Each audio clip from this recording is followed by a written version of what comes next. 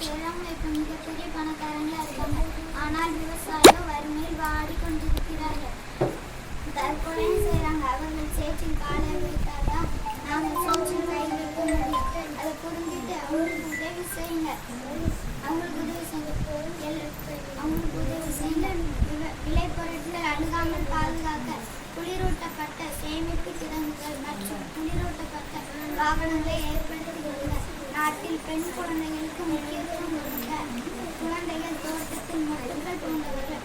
அவர்கள் தேசத்தின் எதிர்காலம் என்பதால் அவர்களை அன்பாகவும் பத்திரமாகவும் வளர்க்க வேண்டும் என்று என் அருமை நண்பர் நேரு கூறினார். ஆனால் அந்த குஞ்சு மொட்டுகள் நாள்தோறும் கசக்கப்படுகிறது, நசுக்கப்படுகிறது. இதனால் என் மனதிற்கு மிகவும் வேதனை அளிக்கிறது.